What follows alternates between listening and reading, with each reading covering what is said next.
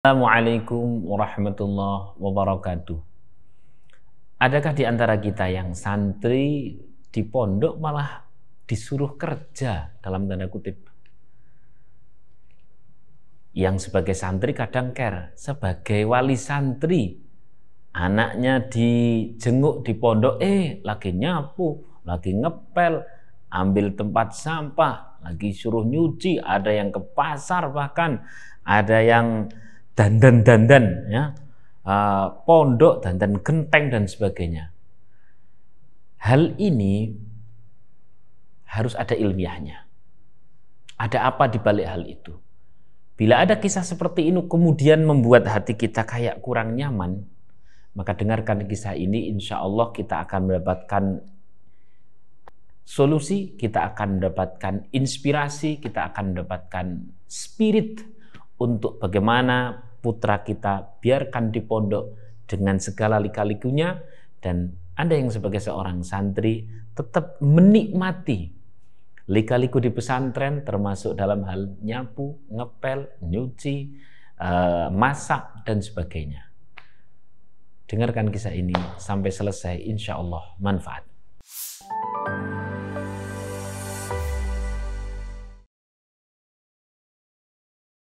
Kisah ini tertulis di dalam kitab Ta'limul Muta'alim. Kita tahu di dalam kitab Ta'limul Muta'alim itu Syekh Burhanuddin Az-Zarnuji yang beliau hidup di tahun ke-6 Hijriah sampai di sekitar tahun ke-7 Hijriah.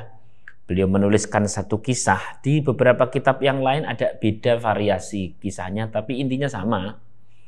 Yakni ada Raja Harun Ar-Rasyid yang menitipkan putranya. Ada yang mengatakan putranya itu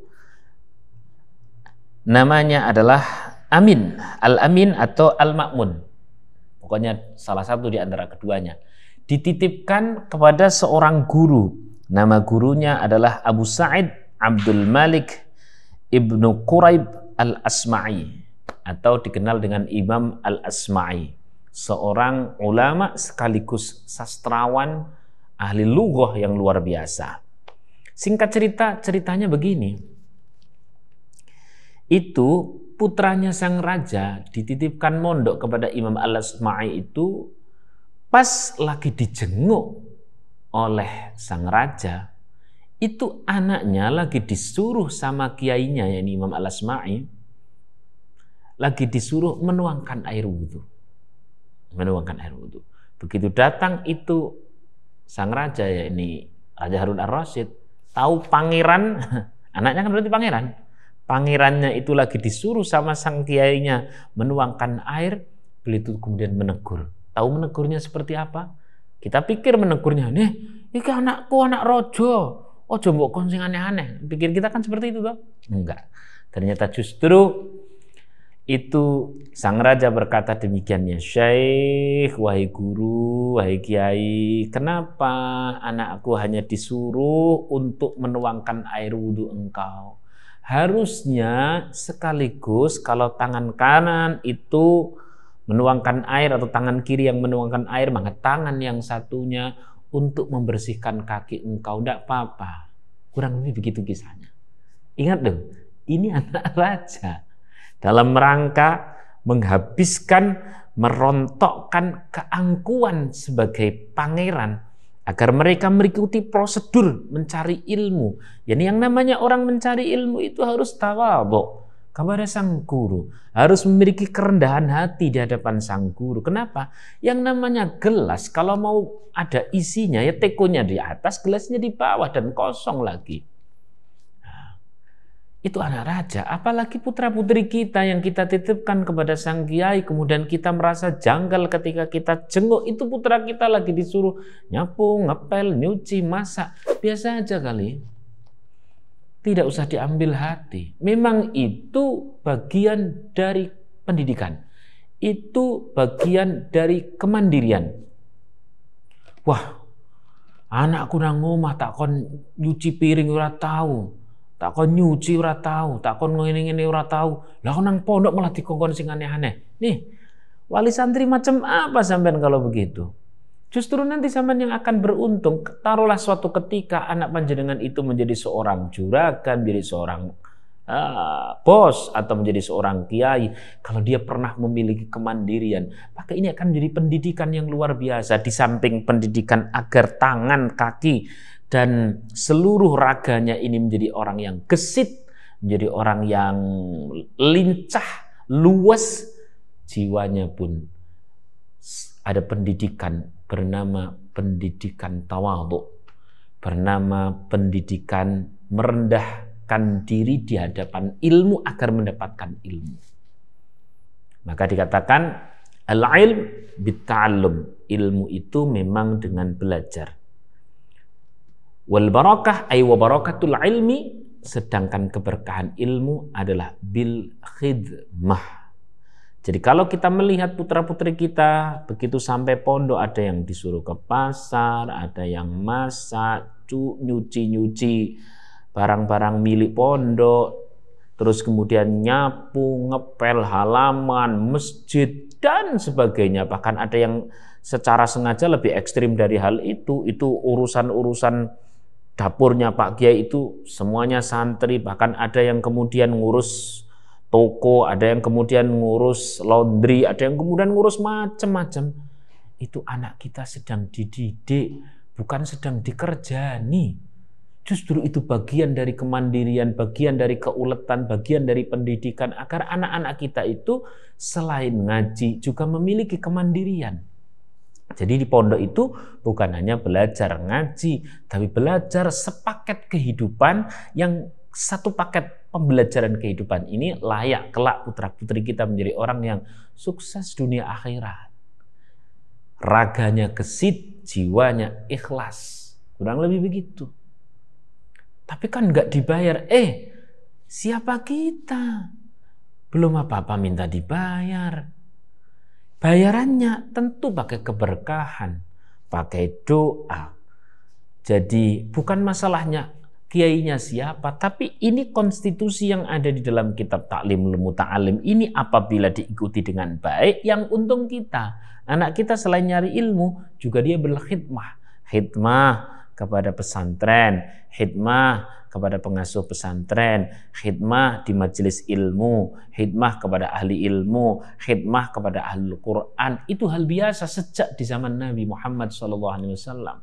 Mereka, para sahabat saling melayani, bahkan sahabat saling melayani Rasulullah. Sahabat itu dilayani oleh para tabi'in, hal biasa. Bukan bekerja, itu namanya khidmah. Atau melayani yang kita tahu bahwa in ahsantum li anfusikum. Ketika kita ini berbuat baik kepada si A si B, ini orang biasa, sebenarnya kita ini berbuat baik untuk Allah yang kembali panen kebaikannya untuk diri kita sendiri. Apalah lagi kalau itu ahli ilmu. Maka menjadi wajar bila ada orang yang khidmahnya luar biasa kepada sang kiai, kemudian sang kiai itu tidak bisa menghilangkan nama santri tersebut di dalam hatinya. Sehingga sang kiai yang memang terbiasa qiyamul lail, terbiasa balah kitab atau mutolaah kitab, mengajar, itu nama santri yang sergap khidmah itu nempel terus, sehingga wajar bila si santri tadi mendapatkan privilege di dalam doa-doa sang kiai. Dari situlah berkah akan muncul. Kurang lebih ilmiahnya begitu. Jadi sekalian pas ketemu, sedikitnya khidmah itu ada 3 pilar yang sehingga akan menghasilkan keberkahan. Di mana keberkahannya? Ya tadi itu 2 sudut. Yang berbuat, yang menanam, dialah yang akan panen. Yang nomor 2 adalah ketika kita berbuat sesuatu di pesantren, untuk pondok, untuk kiainya, untuk keluarga kiainya, nama kita tidak bisa dihapus di dalam hati sang guru. Yang dengan hal itu, guru itu kan tiap hari ngaji, mulang, baca Quran. Yang pondok Quran ya berarti nyimak Al-Quran setiap hari. Masya Allah. Terus malam juga qiyamul lail. Masyaikh kita kan seperti itu. Lalu kemudian nama kita sebagai seorang santri nempel di dalam hati beliau, wajar dalam doa beliau kita terbawa. Itu sudut pandang yang nomor 2. 1, beramal saleh secara umum. Nomor 2, nama kita akan tertanam di hati sang guru. Kalau toh tidak tertanam, maka Allah tidak tidur. Pasti akan ada keberkahan tersendiri. Ini secara ilmiahnya. Lalu kemudian tambahan, ada 3 pilar dalam masalah khidmah ini sehingga akan menghasilkan keberkahan dari ilmu. Baik, kita paham yang namanya ilmu ya bita'allum, yang namanya ilmu itu adalah dengan belajar, mengajar dan sebagainya. Tapi keberkahan ilmu sehingga nanti ketika di rumah, berkah itu apa toh? Berkah itu ziyadatus sa'adah atau an-numu, yakni berkembang biaknya kebaikan, akan terlahirnya kebaikan demi kebaikan. Ilmunya barangkali tidak terlalu banyak, tapi kalau kebaikan itu berkembang biak, maka orang ini akan menjadi semacam lampu di daerah masing-masing. Walaula nafara min kulli firqatin, ya, seperti dalam ayat tersebut. Kalau dalam satu kelompok kemudian kirimkan satu orang untuk ngaji di sana, maka ketika dia pulang, liyundziru qaumahum, dia idza raja'u, dia bisa menjadi munzir atau menjadi seorang yang memberikan pesan-pesan langit sehingga akan menjadi lampu di daerah masing-masing. Lah lampu itu akan semakin terang, alias orang tersebut akan semakin bermanfaat di daerah masing-masing. Itu bergantung pada apa? Bergantung pada saat santri tersebut mau khidmah ketika di pondok. Jadi 3 pilar itu apa? Tadi saya mau berkata 3 pilar. 3 pilar itu apa? Yang pertama tentu kalau khidmah itu yang rajin. Pastilah yang namanya khidmah ya rajin. Apa kata sang kiai? Sami'na wa ata'na, asal masih dalam koridor syariat, peraturan syariat dan peraturan negara lah tentunya. Kemudian yang nomor 2 adalah ikhlas. Kenapa? Karena kita sedang menabung untuk diri kita masing-masing ketika sebagai santri khidmah kepada sang kiai, keluarga pesantren, kita ini sedang nabung. Maka yang lillah. Jangan hitung-hitungan rupiah. Kalau terlalu hitung-hitungan rupiah, nanti kita ya dapatnya cuman itu. Dan itu sangat gampang habis. Tapi kalau keberkahan, Masya Allah itu luar biasa. Kemudian yang nomor 3 adalah husnul khotimah. Sebagai seorang khadim atau khadam, ya, itu hendaknya husnul khotimah. Apa itu husnul khotimah? Pada saat mengakhiri masa khidmah itu dengan akhir yang baik. Jangan berakhir karena ada masalah. Ada seorang santri, misalkan dia khidmah, kemudian bermasalah dengan keluarga kiai atau bermasalah di pesantren, bermasalah dengan sesama santri, kemudian dia tiba-tiba menghilang. Ini namanya su'ul khotimah kalau istilah kami. Harusnya husnul khotimah. Sebagaimana datangnya dengan baik-baik santri kepada sang kiai, maka pulangnya pun dengan baik-baik. Mendapatkan ridho sang kiai, itu ada keridhaan Allah yang luar biasa. Sallallahu alaihi Nabi Muhammad. Satu hal lagi terkait masalah khidmah yang tidak kalah penting. Apabila ada seorang santri yang dia sudah nyantri katakan 5 tahun, 6 tahun, 7 tahun, bahkan sampai 10 tahun kok masih bocai. Bocai itu bahasa Indonesianya apa, Mas? Kekanak-kanakan. Belum juga dewasa. Dia belum bisa ngomong dan sebagainya. Jawabannya jelas. Karena dia hanya pernah menjadi santri, belum pernah khidmah. Kalau sudah merasakan khidmah di pondok, gugai anak-anak kecil, bangunkan malah dibenci dan sebagainya, maka akan muncul rasa momongnya, akan muncul kedewasaannya. Ngurusi santri-santri kecil, malah dirasani, bahkan gugai konconi malah disaduk dan sebagainya. Nanti akan muncul kedewasaan. Jadi putra-putri kita yang kita pondokkan di sebuah pesantren, kok sampai hari ini masih bocai, sampai hari ini masih kekanak-kanakan. Jelas jawabannya, dia belum sempat khidmah ketika di pondok. Kalau sudah khidmah, sudah pernah merasakan ngurus satu komplek, sudah pernah merasakan ngurus satu pesantren, entah khidmah sebagai pengurus, entah khidmah di warung, entah khidmah di toko, entah khidmah di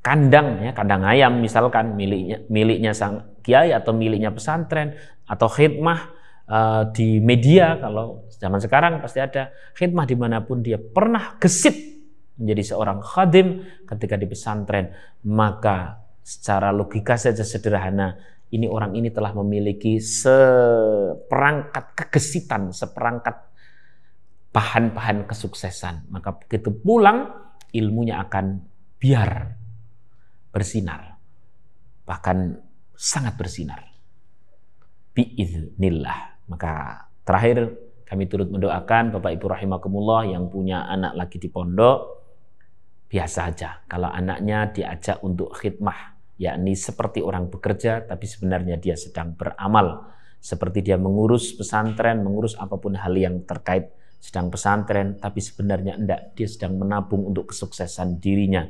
Dan kesuksesan diri seorang anak adalah kesuksesan wali santri, yakni Anda. Maka dorong, beri dia doa yang terbaik. Semoga Allah muliakan putra-putri panjenengan, putra-putri kita semuanya di pesantren, dan terus pada saat dewasa, dunia dan akhirat.